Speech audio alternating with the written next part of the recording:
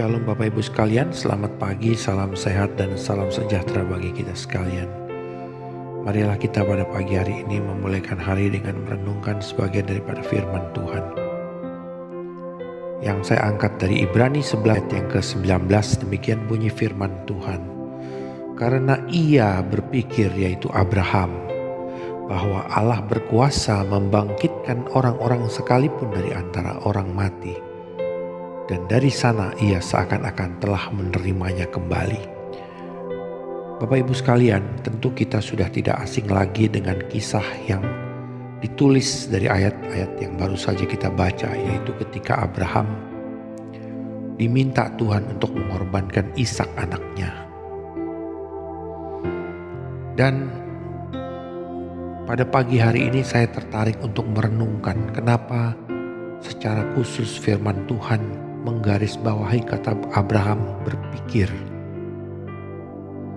Ya, ia berpikir bahwa Allah sanggup. Di sini jelas bahwa ketika ketika Tuhan meminta Abraham mengorbankan Ishak, anak perjanjian satu-satunya yang sudah lama dijanjikan Tuhan,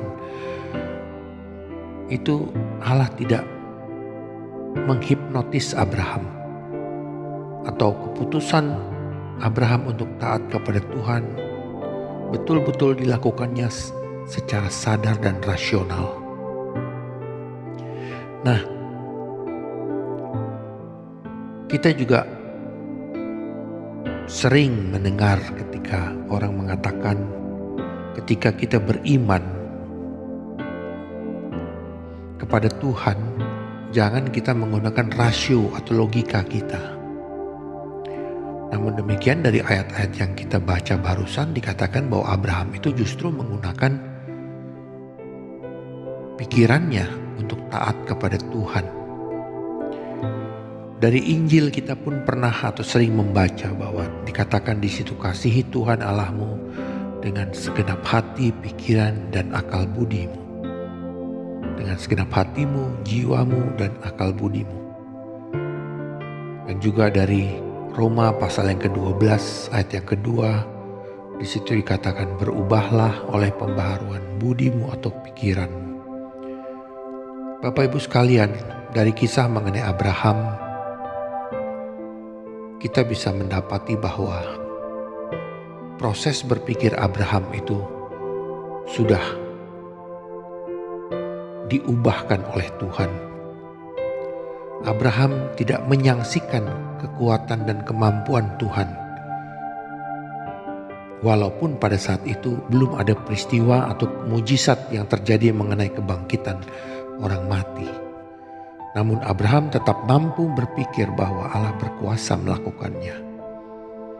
Tentu proses berpikir Abraham bukanlah sebuah proses berpikir berhayal atau imajinatif. Namun Abraham berpikir secara rasional. Nah, saya juga merenungkan pada pagi hari ini kenapa Abraham bisa mempunyai cara berpikir seperti demikian. Dan kalau kita membaca kisah hidup mengenai Abraham sejak dia keluar dari tanah Ur Kasdim, maka kita mendapati bahwa Abraham itu memiliki hubungan yang begitu dekat dengan Tuhan, sehingga dia sangat mengenal siapa Tuhan. Bapak Ibu, pernah di dalam suatu kisah kehidupan Abraham, ketika dia memasuki Mesir, kita baca di dalam kitab Kejadian, di dalam ketakutannya dia minta Sarah mengaku sebagai saudaranya. Karena dia merasa takut dibunuh oleh Raja Mesir yang ingin menikahi Sarah atau menjadikan Sarah sebagai istrinya. Namun di saat itu Tuhan bertindak dengan menurunkan tulah bagi Raja Mesir tersebut. Sehingga Raja Mesir tersebut akhirnya tidak jadi mengambil Sarah sebagai istrinya, dan kesucian Sarah itu terjaga. Kita melihat bahwa terjadi proses perubahan berpikir dari Abraham, terjadi pertumbuhan iman dari Abraham. Kalau di dalam kisah di mana dia di dalam ketakutannya, dia juga mengambil keputusan yang salah. Tetapi setelah sekian lama, setelah Ishak itu lahir dan Allah kembali menguji iman Abraham, kali ini antara hatinya dan pikirannya itu sejalan, yaitu dia mengakui Tuhan itu sanggup membela janji-janjinya sendiri. Bapak Ibu sekalian, sebagai orang percaya, marilah kita tidak jenuh, tidak bosan ataupun tidak lelah untuk kita mengenal Tuhan terus-menerus secara lebih mendalam dari hari ke hari. Sehingga kita memiliki proses berpikir yang diubahkan. Sehingga kita semakin hari semakin mengenal Tuhan.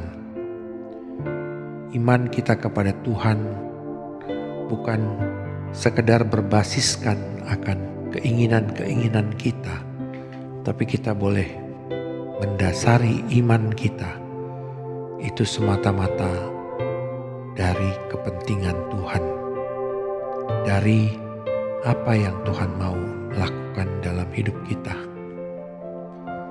Seringkali betul bahwa logika kita atau rasio kita itu seringkali menjadi penghalang iman kita. Tentu jika ini terjadi ketika kita belum mengenal Dia secara baik. Tapi seiring dengan berjalannya waktu, ketika kita semakin mengenal Tuhan, kita mulai mengambil waktu untuk khusus setiap hari untuk mengenal Tuhan, duduk di bawah kaki Tuhan, dan berkomunikasi dengan Dia. Tentu kita akan semakin mengenal siapa Dia.